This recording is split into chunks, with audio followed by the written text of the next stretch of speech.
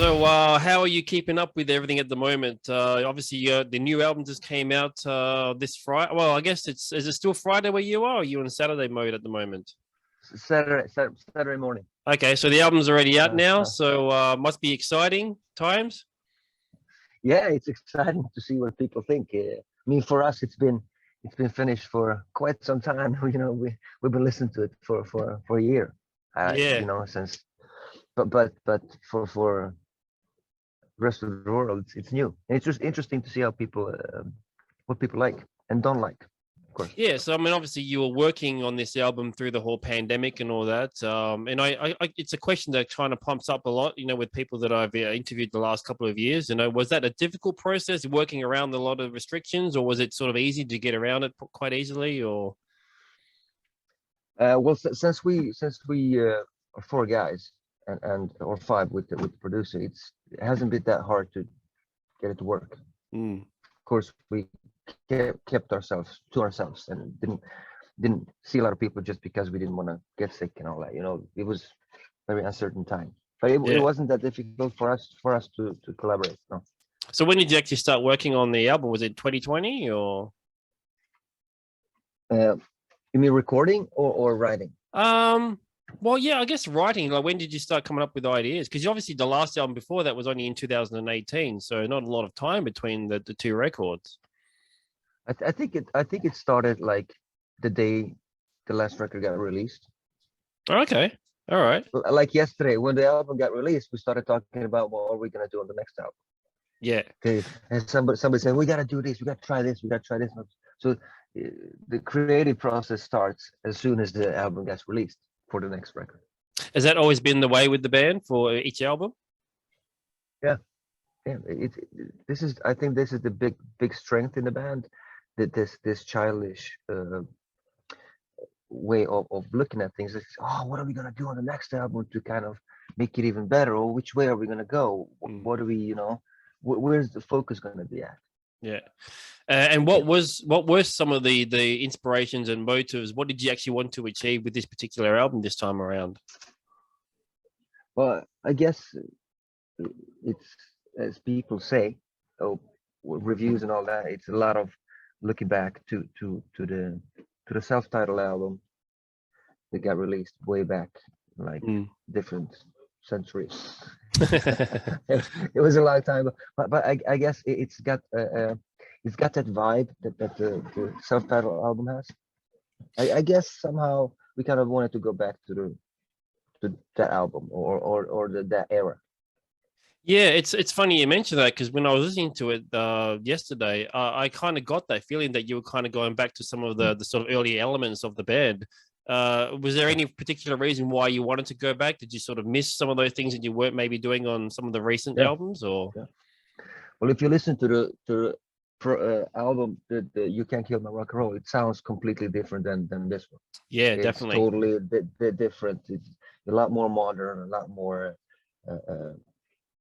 modern. This one is not so modern, and I think that's a kind of a reaction to the last album. We kind of didn't want to do that again, because we're creative people, and we don't want to do the same stuff again. Yeah, but maybe Okay. And obviously the album title, Abrakadabra, what inspired that name? Obviously it means, a lot of different things, but what is it? Where was the sort of idea behind that name coming from? That was the last thing that got written. The album title or the song title. It was like, what is this going to be called? Well, I mean, I think the working title of the song was Abrakadabra, but we didn't really know if that was going to be song title or just a working name. But then we started talking about, okay, but what is the song about? Oh, it's about just, you're working hard during the days, and then weekend comes, and then you're like, poof, you just kind of disappear and just kind of, get lost from the rest of the world and just do your own thing. Yeah. No rules, no boundaries, stuff like that. I guess it's more not so much the magical aspect of Abracadabra, but more like you as a person just kind of taking your time and disappearing. Yeah. Yeah, cool. Well, it's a very fitting title, and you obviously you put out a number of singles in the lead up to this album, and it did very well. You know, a lot of people loved it, and obviously it had a lot of listens, a lot of views, and stuff like that. But what was the general feedback going into the album from the fans, and have you had much of a response since the album has come out on Friday? Oh yeah. Well, it's the response has been continuous since released the singles, Mm. and it's been people always bring up the energy or the rawness. There is certain energy that kind of the whole album has. It's got a different. It's not so tame as maybe the previous record was. Yeah. Even if I love the songs from the previous album, it's a bit more tame. This one is raw. It's like the cover of the album. It's got the claws, Yeah, kind of a it's thing. obviously got Yeah. a very lively feel as well. And I know the previous interviews that I've done with some other members of the band have all said that you've always had that live aspect in your mind when you sort of Mm. write and record the songs. I guess this album was no different in that respect. No, and this was recorded live as well. Well, the drums, bass, and guitar. We were in the same room and recorded the what do you call it? The foundation, and Yeah, then we kind of started painting the you know yeah, yeah. putting on layers here and there just to yeah, the regular process of recording an album. Yeah, definitely. And speaking of this sort of live aspect, obviously you've been down to Australia a few times. We saw you last in 2019 with Buck Cherry, which was a few months before the pandemic hit. It, it was just sort of a Good weird timing. timing, I guess. Yeah. But I was watching a video that you put up on your YouTube channel, and you had a bit of a sort of showcase of that tour. So it looked like it was a great run of shows by the looks of it. Oh, it was fantastic. Oh, I love touring Australia. It's such a even if you fly because we flew from city to city because it's a big country, you know. Yeah. But it was so easy to it was like taking a taxi. I got that feel because it was you there was no complications with flying. We got so much shit with us. Everything was sorted. Everything was really well planned and easy and just extremely good experience. And Mm. not just touring, but everything around. I just got to enjoy the cities and like you see in the videos, like walk around a lot Yeah, yeah. just to kind of show that side of touring as well. You mentioned in that video as well, by the way, that I think it was in Melbourne that you said that that was your second show ever with Hardcore Superstar. Is that right? Yeah, correct, Wow. correct. I mean, My how did first, that sort of work out? Was it the first show? Was it in Australia as well, or was the first show somewhere yeah, else? yeah, Australia. Yeah. My Wow. first show was Sydney Gaelic Club, something like that. I Okay. actually went to the club and filmed it. I don't know if it's in the video or not.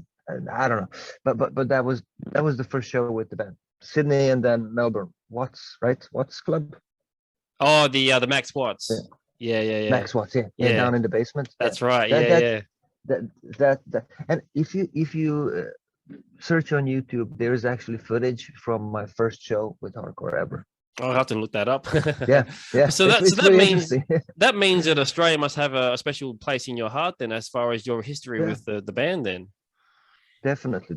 This was the Australia was because I haven't played that much. I mean, I haven't toured that much prior to this.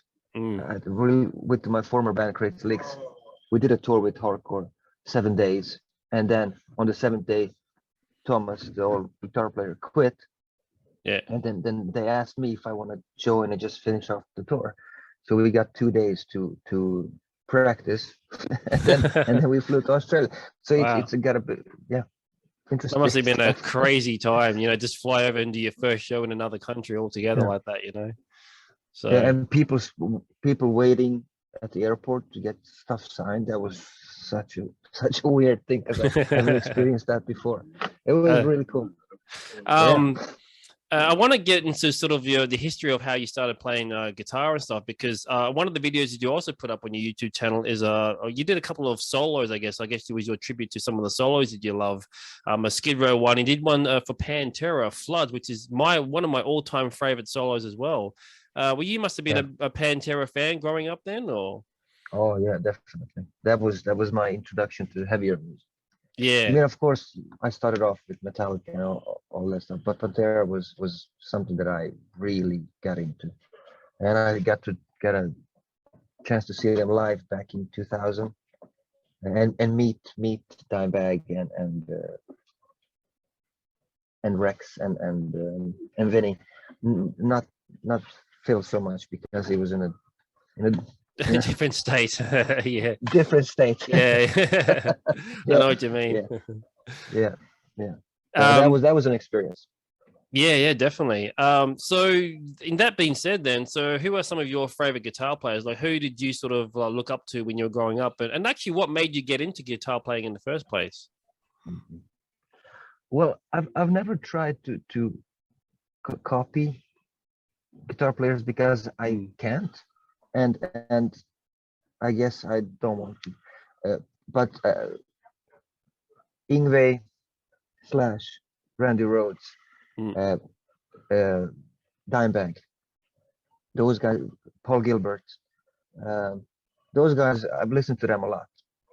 yeah, And if they've influenced my style, of course they have. But it's not that I've like kind of I gotta go that way, in that yeah, direction, or that. yeah. Because yeah. And then what got me into guitar playing was my dad actually bought me like $3 guitar that had one string, Okay. and that string couldn't be tuned. So it was me in my brother's room listening to Nevermind with Nirvana and just kind of trying to figure out the melody. And then when I actually hit a note that was actually kind of correct, I was like, yeah, I can do this. I was like, I'm complete. Yeah. And then the rest is history, I guess. And here you are now, many years later with Hardcore Superstar. What is the plan now with the album being out? I guess you got some shows lined up for tours. Yes, we got a couple of shows now. We actually have a show tonight. We are in up north in Sweden where there's snow and shit and ice Oh, cool. and polar bears.